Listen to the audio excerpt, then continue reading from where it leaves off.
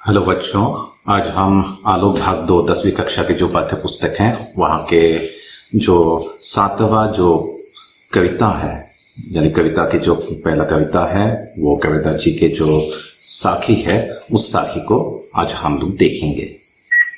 सबसे पहले ये जानना जरूरी है कि कबीरदास जी के बारे में। तो कबीरदास जी का जन्म सन 1398 में काशी में एक विधवा ब्राह्मणी के घर से हुआ था।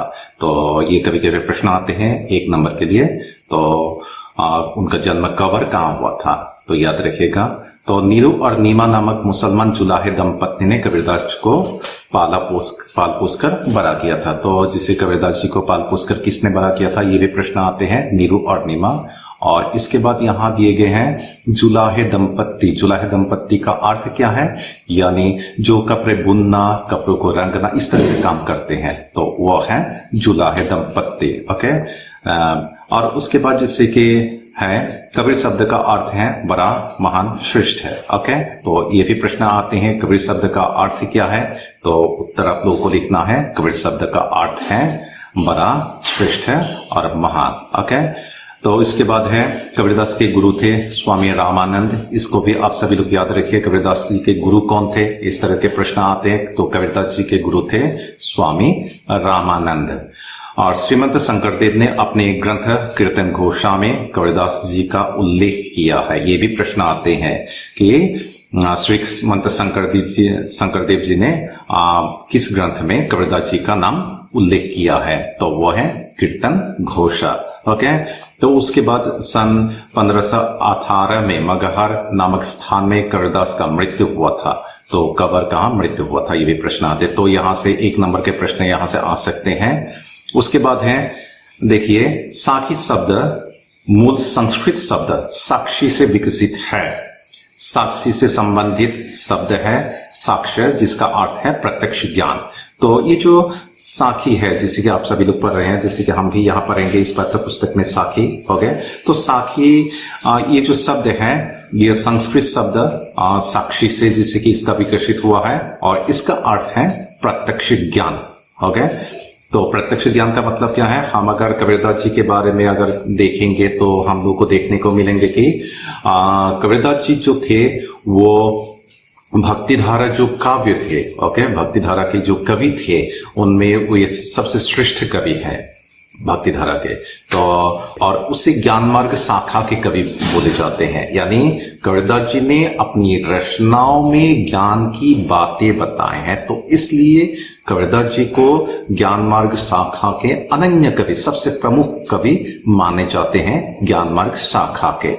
हो गए। तो इसके बाद जैसे कि साहित्य परिचय, ये भी प्रश्न है आप लोगों के जो पाठ्य पुस्तक हैं वहां भी इसके बारे में है, साहित्य परिचय के बारे में। तो आइए हम देखते हैं कबीरदास जी के साहित्य परिचय के बारे में। साहित्य परिचय को आप सभी लोग अच्छी तरह से देखिए, क्योंकि ये बहुत ही इंपॉर्टेंट है आप लोगों के परीक्षा के लिए। हो गए। तो देखिए, भक्ति काल के ज्ञान मार्ग के कवियों में श्रेष्ठ है। तो सबसे पहले हम लोग को मिला वो ज्ञान मार्ग के जो कवि थे उनमें कबीरदास सबसे श्रेष्ठ थे। तो ज्ञान मार्ग कवियों के बारे में अभी मैंने बताया था। ज्ञान मार्ग कवि का मतलब क्या है, कबीरदास जी ने अपनी रचनाओं के जरिए ज्ञान की बातें बताए हैं। ओके। तो इसलिए उन्हें ज्ञान मार्ग कवि बताए गए हैं। उसने किसी भी, इस बात को भी याद रखिएगा कि कोई भी भगवान को, यानी कोई भी जिस तरह से हम लोग राम को मानते हैं, कृष्ण को मानते हैं, ओके, तो अल्लाह, इस तरह से जैसे कि किसी एक भगवान को उसने विशिष्ट रूप से अपनी भगवान नहीं कहा है। ओके। उनकी जो भगवान है वो निराकार परम ब्रह्म, याद रखिएगा इस बात को। कभी कभी कबीरदास जी के रचनाओं में राम के बारे में बताते हैं, लेकिन वो राम है निराकार परम ब्रह्म। ओके। सो वो राम दशरथ नंदन मर्यादा पुरुषोत्तम श्री राम नहीं है, कबीरदास जी के राम है निराकार परम ब्रह्म, उनके भगवान है निराकार। तो इसलिए उन्हें ज्ञान की, जैसे कि ज्ञान मार्ग के श्रेष्ठ कवि कहे हैं। उसके बाद देखिए, कबीरदास ने जनता के बीच रहकर जनता की भाषा में कविता रचना की। तो कबीरदास ने जनता के बीच रहकर जनता की भाषा में, जनता की भाषा क्या है, जो सरल है, जो जैसे कि सरल है, सुबोध है, अच्छी तरह से समझ सकते हैं, इस तरह के शब्दों को लगाकर उसने रचनाएं की। इसलिए कबीरदास जी की जो रचनाएं हैं बहुत ही लोकप्रिय हैं। इसका बात को भी याद रखिए, प्रश्न भी है कि ये कबीरदास जी की जो रचना है वो क्यों इतनी लोकप्रिय है, क्योंकि वो जनता की भाषा व्यवहार करते थे। मिलेंगे हम लोगों को।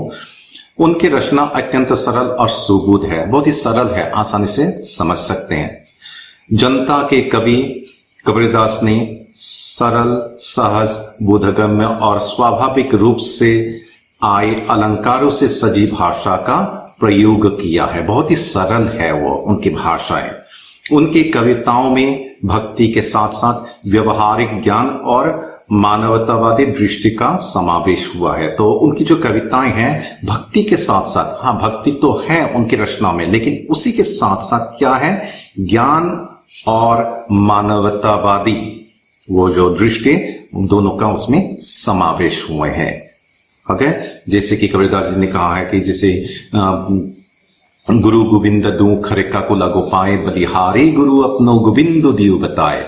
तो उसने कहा है कि गुरु गोविंद दोनों अगर खड़े हैं, हाँ भाई गुरु ही मेरे लिए सब कुछ है, उसने ही मुझे परम ब्रह्म की दर्शन करवाए, तो इसलिए मेरे लिए वो गुरु ही परम ब्रह्म है, भगवान है। इस तरह से उसने ज्ञान की बातें बताएं।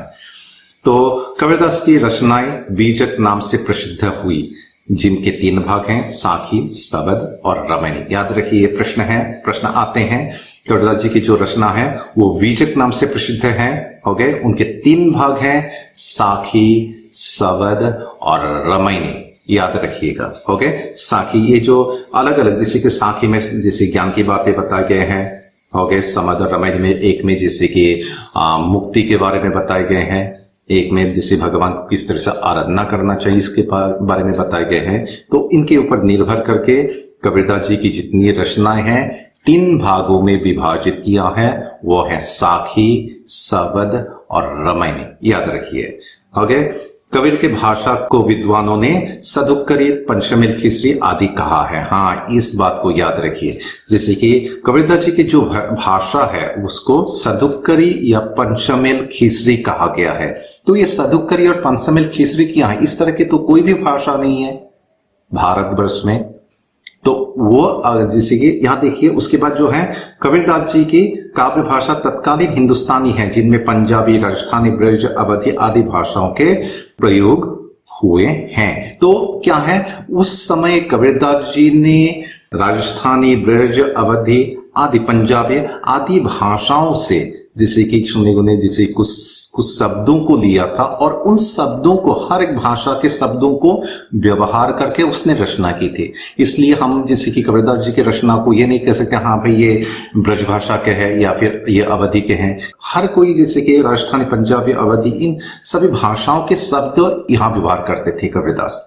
तो इसीलिए कबीरदास जी की जो भाषाएं हैं उन भाषाओं को विद्वान है, विद्वानों ने एक अलग नाम दे दिया और वो नाम है सदुक्करी या पंचमेल, खीसरी। पंचमेल, खीसरी या सदुक्करी कोई एक भाषा नहीं है, क्या है, जैसे कबीरदास जी के रचनाओं को बताए गए हैं, क्योंकि वहां किसी एक प्रमुख भाषाओं के शब्द व्यवहार नहीं किया, इसलिए उसको पंचमेल, खीसरी या सदुक्करी नाम दे दिए गए हैं उनकी भाषाओं को। ओके, तो यहाँ जैसे कि साहित्य परिचय मिल गई। यहाँ प्रश्न है, साहित्य परिचय देने के लिए कभी कभी आते हैं। तो ज्ञान मार्ग शाखाओं के सब श्रेष्ठ कवि थे और उसके बाद जनता की जैसे भाषा व्यवहार करते थे, तो जनता की भाषा हम लोग को मिल गए, हो गए, क्योंकि पंजाबी, खरीकुली, अवधी अलग अलग भाषाओं के शब्द यहाँ व्यवहार करते थे ताकि लोग आसानी से समझ सकते। तो यह प्रश्न बनते हैं तो आप लोगों के जैसे कि पाठ्य पुस्तक में है। पहला प्रश्न है, कबीरदास जी की कविताओं की लोकप्रियता पर प्रकाश डालें। हाँ, लोकप्रियता, उनकी लोकप्रियता, हाँ उनकी जैसे कि जो कविताएं हैं बहुत ही लोकप्रिय रहे। क्यों? क्योंकि इस तरह के जैसे बहुत ही आसान थे, आसान शब्दों का व्यवहार करते थे, लोग समझ सकते थे। हो गए, तत्कालीन हिंदुस्तानी भाषा, तत्कालीन का मतलब वर्तमान समय में जो हिंदुस्तान की जो भाषा है, हिंदी भाषा है, अलग अलग भाषाओं से शब्द लिए गए हैं, उसी तरह से कबीरदास जी की रचना थी। तो इनके ऊपर यहाँ से अगर आप सभी लोग ये जो साहित्य परिचय को अगर देख देंगे तो भी इसका प्रश्न का उत्तर होंगे। उसके बाद है भक्त कवि कबीरदास जी का साहित्य परिचय यही होंगे। तो इन दोनों प्रश्न के लिए आप सभी लोग यहां से ही लिख सकते हैं। हो गए। तो आइए अब हम लोग जैसे कि कबीरदास जी के ये जो साखी कविता है इस कविता को देखते हैं। तो साखी इस कविता में कुल मिलाकर 10 दोहे दिए गए हैं। इन दोहों के अर्थ को हम लोग देखते हैं। तो सबसे पहला है, तेरा साई तुझ में ज्यों पुहुपन में बास, कस्तूरी का मीरक ज्यों फिर धुंधे घास। हो गए। तेरा साई तुझ में, हो गए, साई का तेरा, तुम्हारा साई का मतलब क्या है? भगवान, तुम्हारे भगवान तुझ में, तुम्हारे अंदर ही है। तुम जिस भगवान को मानते हो वो भगवान तुम्हारे अंदर ही है। जो पुहुपन में वास, पुहुपन फूल जो फूलों में वास करते, तुम्हारे मन के हृदय में वास करते हैं।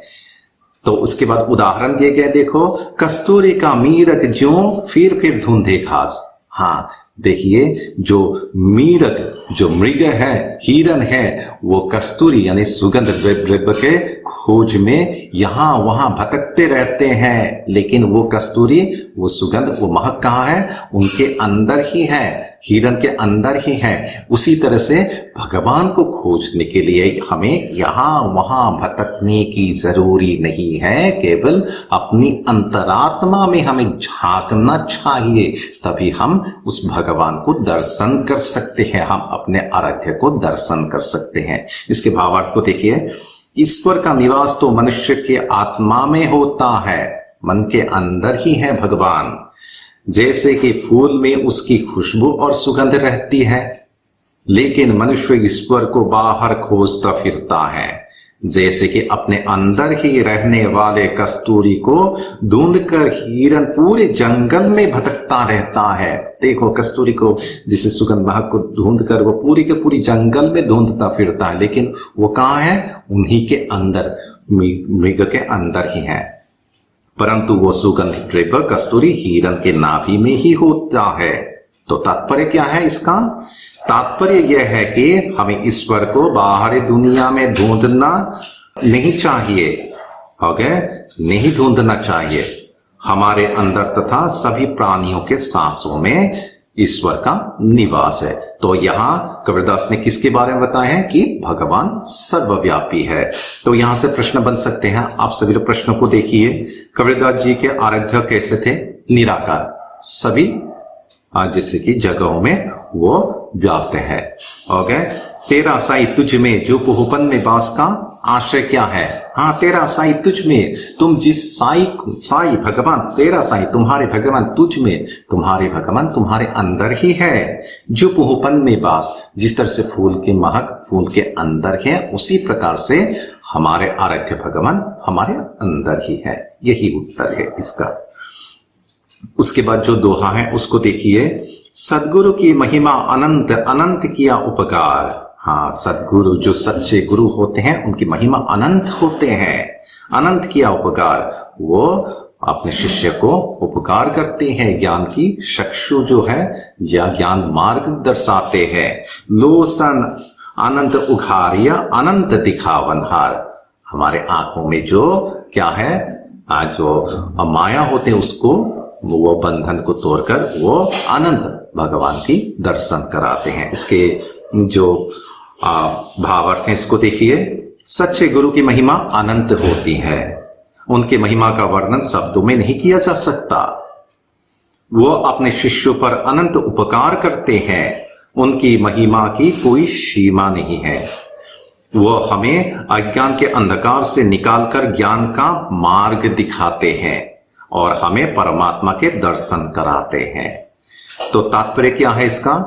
तात्पर्य यह है कि सच्चे गुरु की अनमोल ज्ञान के कारण ही हम अपने आराध्य परमात्मा के दर्शन कर सकते हैं। इसीलिए सच्चे गुरु की महिमा का वर्णन शब्दों में नहीं किया जा सकता। जो सच्चे गुरु होते हैं उनके वर्णन हम क्या है शब्दों में नहीं कर सकते।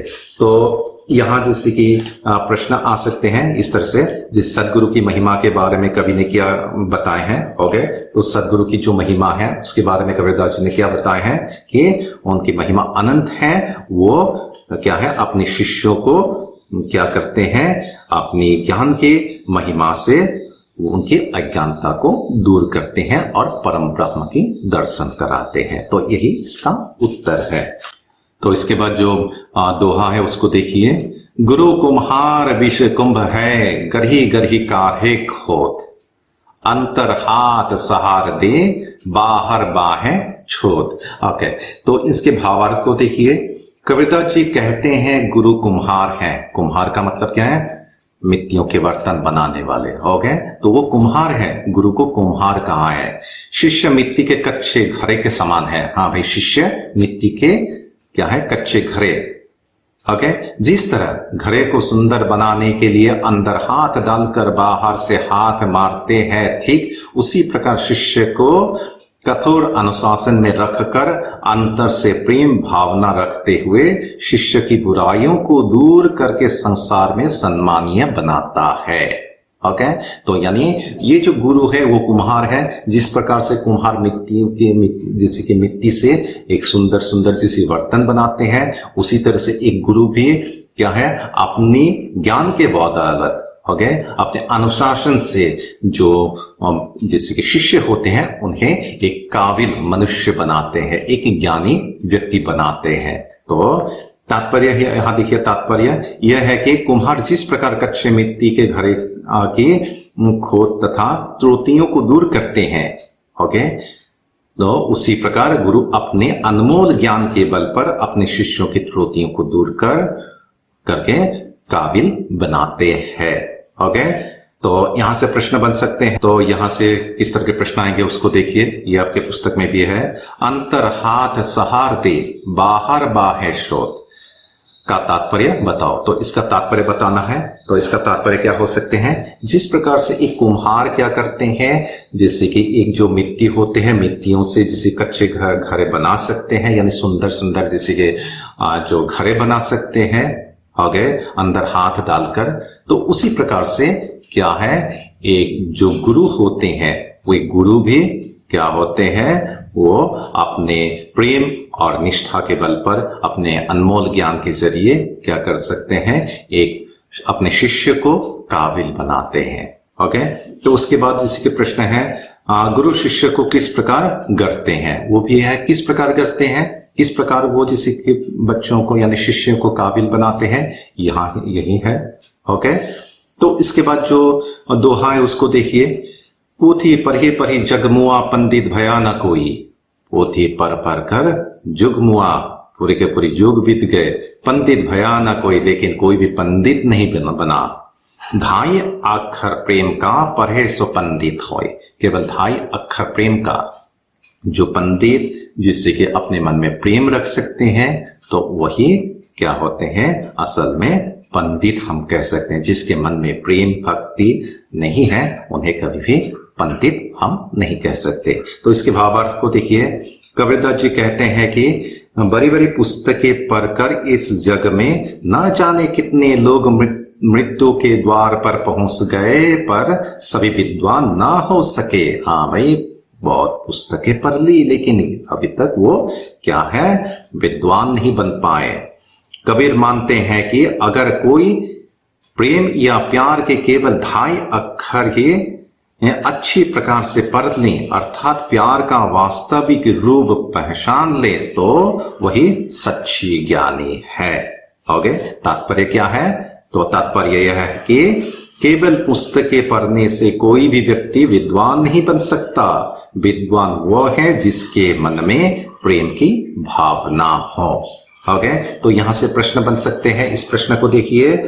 तो कोरे पुस्तक ज्ञान की निरर्थकता पर कबीरदास जी ने किस प्रकार प्रकाश डाला है। जो पूरे पुस्तक के ज्ञान को पूरा बताए गए हैं, अर्थहीन बताए गए हैं। तो क्यों, क्योंकि यहाँ यही जैसे इस दोहे में बताए गए हैं, अगर जैसे कि पुस्तक ज्ञान वो जैसे अर्थहीन है, अगर वो प्रेम भक्ति ये जो भाव है वास्तविक रूप है, अगर कोई भी विद्वान नहीं समझेंगे तो उनके ज्ञान नहीं कह सकते हैं, वो विद्वान नहीं है।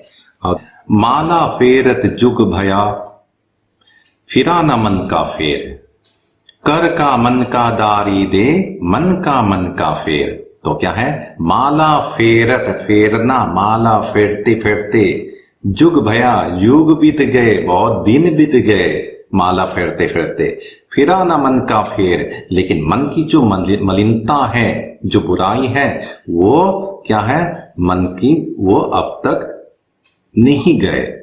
कर का मन का दारी दे मन का फेर। तो कर कर कर कर कर का मन का दारी दे, यानी कर हाथ में जो माला है, मन का मतलब मोतियों की माला, मन का मतलब मोती, उनको दारी दे, त्याग दो उससे, मन का फेर। तो क्या है, मन का, जैसे कि अपने मन का जो मोती है, यानी मन के अंदर जो छिपे हैं, उन छिपे मलिनताओं को दूर करो, उनको देखो।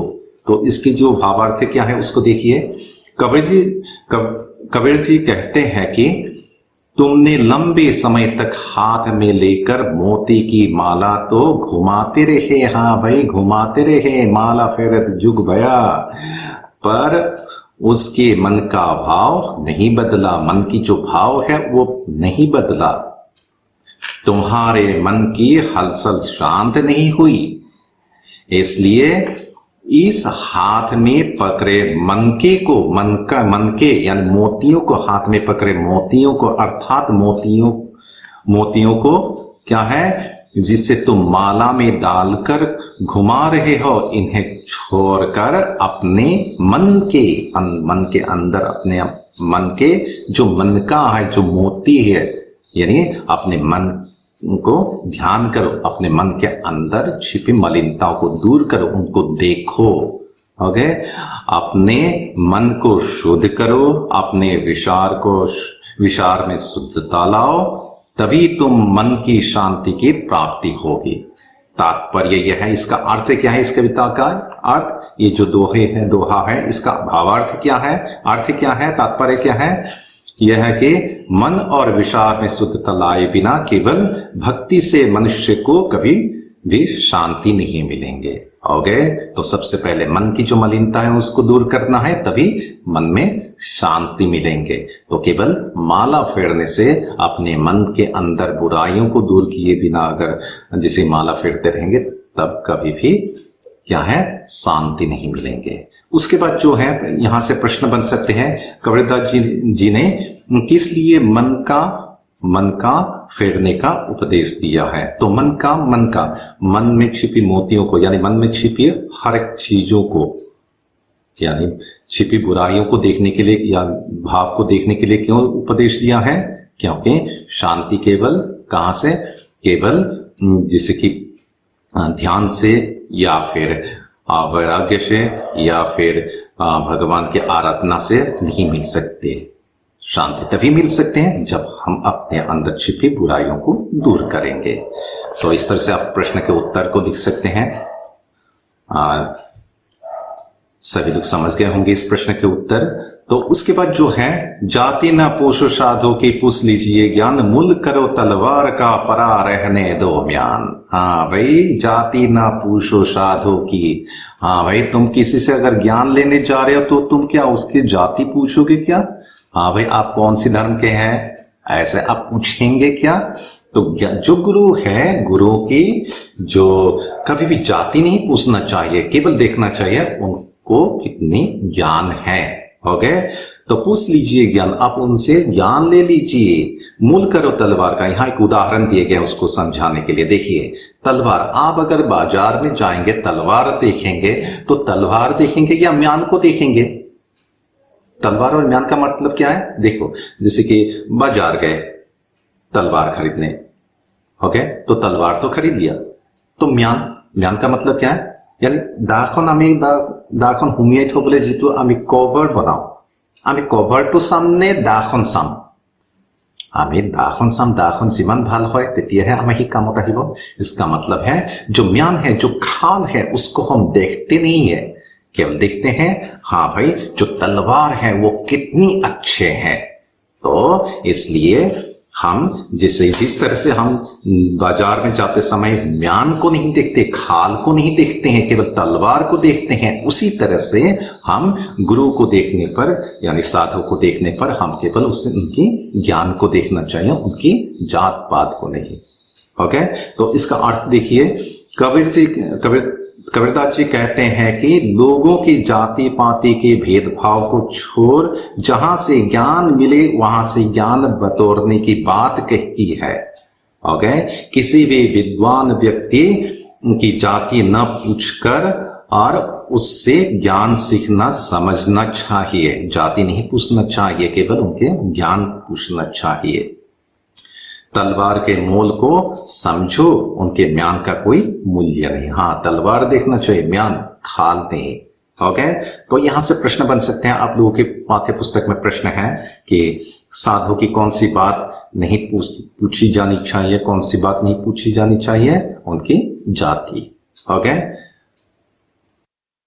तो इसके बाद जो है उस दोहे को देखिए, बुरा जो देखन में सलाह बुरा ना मिलिया कोई। हाँ, बुरा को जिसे जो बुरे हैं उसको मैं ढूंढता रहा लेकिन बुरा ना मिलिया कोई, लेकिन कहीं भी बुराई मुझे देखने को नहीं मिला। जो दिल में खोजा अपना, जब मैंने अपने खुद के दिल में देखा, मुझसा बुरा ना कोई। हाँ, मुझसे बुरा तो इस संसार में कोई नहीं है। ओके, तो यहां अपने अंदर झांकने की कबीर ने बताए हैं। ये सबसे पहले अपने आप को झांक कर देखो कि अपने अंदर क्या है, तो तभी दूसरों को देखना। तो भावार्थ क्या है, जब मैं इस संसार में बुराई खोजने चला तो मुझे कोई बुरा ना मिला। तो इस संसार में कोई भी बुराई नहीं है। फिर मैंने अपने दिल में झांक कर देखा तो मुझे पता चला कि इस दुनिया में मुझसे बुरा कोई नहीं है, मैं ही सबसे बुरा प्राणी हूं। अपना उदाहरण देते हुए यहां कबीरदास जी ने समाज को शिक्षा दी है कि हे मानव, इस दुनिया की बुराइयों को ढूंढने से पहले अपने बुराइयां ढूंढो और जड़ से खत्म कर दो। जब तुम ऐसा कर दोगे तो तुम्हें इस पूरे संसार का कोई भी प्राणी बुरा नहीं लगेगा। सबसे पहले अपनी बुराइयों को खत्म करना है, अपने मन को झांकना है, अपने मन को देखना है। ओके, तभी तुम्हें ये देखने को मिलेंगे कि इस संसार में कोई भी बुराई नहीं है। तो यहां से प्रश्न बन सकते हैं, बुराई खोजने के संदर्भ में कवि ने क्या कहा है। हाँ, बुराई जैसे कि खोजने के संदर्भ में उसने बताया है कि उसने बुराई को ढूंढता रहा इधर उधर, लेकिन कहीं भी उसे बुराई देखने को नहीं मिला। ओके, तो पूरे संसार में कोई भी बुराई देखने को नहीं मिला। जब उसने जैसे कि खुद को झांक कर देखा तो सारे के संसार के सारी बुराई उन्हीं के अंदर है।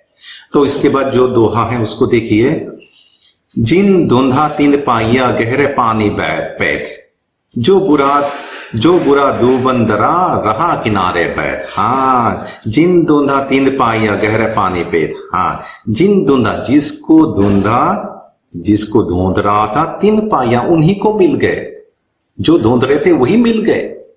गहरे पानी पेट, जो गहरे पानी में डुबकी लगाते हैं, यानी किसका अर्थ क्या है, जब जिसे कठिन परिश्रम करेंगे तो जो मन चाहे है वही मिलेंगे। जो बोरा दूबंदरा, हाँ, जो डूबने के लिए डरते हैं, रहा किनारे बैठ, वो किनारे बैठकर ही देखते रहेंगे, उन्हें कुछ भी हासिल नहीं करेंगे, हासिल नहीं होंगे। तो इसका अर्थ क्या, तात्पर्य देखो, जो लोग लगातार प्रयत्न करते हैं, मेहनत करते हैं, वो कुछ न कुछ पाने में जरूर सफल हो जाते हैं। जैसे कोई गोताखोर जब गहरे पानी में डुबकी लगाता है तो कुछ न कुछ लेकर जरूर आता है, लेकिन जो लोग डूबने के भय से किनारे पर ही बैठे रहते हैं उनको जीवन पर्यंत कुछ नहीं मिलता। हाँ भाई, सबसे पहले हमें डुबकी लगाना है गहरे पानी में, यानी हम लोगों को क्या है, कठिन से कठिन परिश्रम करना है, तभी हम लोगों को कुछ हासिल होंगे। अगर कुछ भी नहीं करेंगे तो कैसे मिलेंगे। ओके, तो तात्पर्य क्या है यहां देखो, अर्थात जो व्यक्ति मेहनत करता है वो अपने जीवन में सफल अवश्य होता है, परंतु जो मेहनत ही नहीं करता असफल ही रह जाते हैं। ओके, तो यहां से प्रश्न बन सकते हैं, डूबने से डरने वाला व्यक्ति कहां बैठा रहता है? वो किनारे बैठा रहता है, उसको जीवन में कभी भी जैसे क्या है कुछ भी हासिल नहीं होंगे, सफलता नहीं मिलेंगे। ओके, तो उसके बाद जो है उनको देखिए, हाँ, जो दोहा है, जो घत प्रेम न संसरे सो घत जान न समान, जैसे खा लोहार के सांस बिन ले तो प्राण। तो क्या है, जो घत प्रेम न संसरे, तो जिस घत, यहां देखिए जो घत, घत का मतलब शरीर। ओके, जो घत प्रेम न संसरे, जिस मनुष्य के अंदर प्रेम की भावना नहीं है, प्रेम का मतलब क्या है, भक्ति की भावना नहीं है, सो घत जान समान, वो घट क्या है, जान समान। जान का मतलब क्या है, वो मुर्दे के समान है। ओके, शमशान घाट की तरह है वो।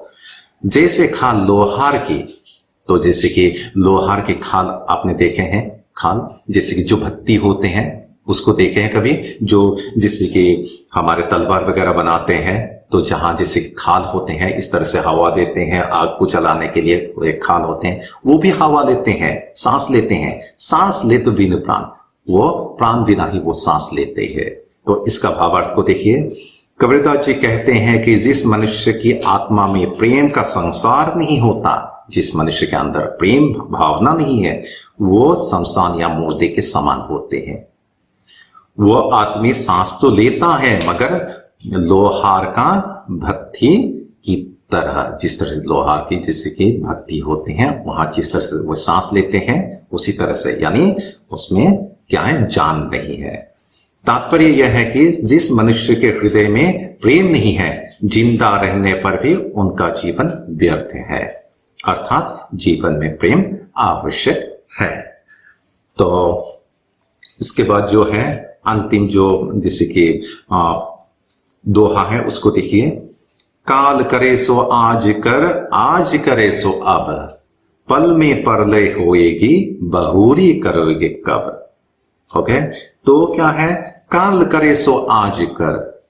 ओके, जो सोच रहे हो कल करेंगे वो आज ही करो, आज करे सो अब, जो सोच रहे हो कि आज करेंगे वो अभी करो। पल में प्रलय होएगे, कुछ ही समय बाद प्रलय होंगे, बहुरी करोगे, इसके बाद तुम कैसे करोगे, समय ही नहीं मिलेंगे। यहां समय के बारे में बताए गए हैं। तो भावार्थ क्या है, कबीरदास जी कहते हैं कि कल जिस काम को करना है उसे आज ही कर लो, आज जिस काम को करना है उसे अभी ही कर लो, क्या पता मौत कब आ जाएंगे। यदि मौत आ जाएगी तो मन की जो सोच है वो मन में ही रह जाएंगे, मन की भावनाएं मन में ही रह जाएंगे। तो तात्पर्य यह है कि ये समय अमूल्य है, इसलिए सभी काम समय पर करना चाहिए। ओके, तो यहां तक जैसे कि ये जो साखी के जो दोहे हैं, इन दोहों जैसे दोहे हो गए, और उसी के साथ साथ मैं आप सभी लोगों को प्रश्नों के उत्तर के बारे में भी बताएं, जो जैसे कि यहाँ से किस प्रकार के प्रश्न आप लोगों के पुस्तक में दिए गए उसके बारे में भी मैंने बताए। तो उन प्रश्नों के उत्तर को भी आप लोग देखिए, समझने की कोशिश कीजिए। ओके, तो यहाँ जो 7 नंबर के जो प्रश्न है उस प्रश्न की व्याख्या करो, तो वह जैसे कि व्याख्या करने के लिए दिए गए हैं। तो प्रश्न आप सभी लोग इस तरह से भी लिख सकते हैं, इस तरह से देखिए, जो प्रश्न होते हैं उसके बाद जो संदर्भ और व्याख्या होते हैं वो प्रश्न के हिसाब से आएंगे। ओके, प्रश्न में जो पूछे गए हैं उसके हिसाब से आएंगे, लेकिन जो संदर्भ है सभी व्याख्याओं के लिए आप लोग यही संदर्भ लिख सकते हैं। तो संदर्भ ऐसे लिख सकते हैं, क्या है, प्रस्तुत पंक्तियां हमारी हिंदी पाठ्य पुस्तक आलोक भाग 2 के अंतर्गत ज्ञान मार्ग शाखा के अनन्य कवि कबीरदास जी द्वारा रचित साखी शीर्षक कविता से ली गई है। हाँ, यहाँ आप सभी लोग कुछ एक भी कर सकते, कुछ लगा भी सकते हैं, लेकिन अगर ऐसे लिखेंगे तो अच्छे रहेंगे। तो आप सभी लोग इसको जैसे कि इस वीडियो को सुनिए और अच्छी तरह से इसको याद रखने की, समझने की कोशिश कीजिए। साहित्य परिचय के आप लोग देखिए, यहाँ प्रश्न है आप लोगों के, और उसके बाद जिस तरह से आप लोग को समझाए मैंने हर एक दोहे के अर्थ, तो उन दोहे के अर्थ को भी आप लोग अच्छी तरह से समझने की कोशिश करें और प्रश्नों के उत्तर को भी। ओके, तो आप इस वीडियो को शेयर करें और देखें अच्छी तरह से और लाइक करें, और उसी के साथ साथ जैसे कि ये जो चैनल है इसको सब्सक्राइब भी करें। धन्यवाद।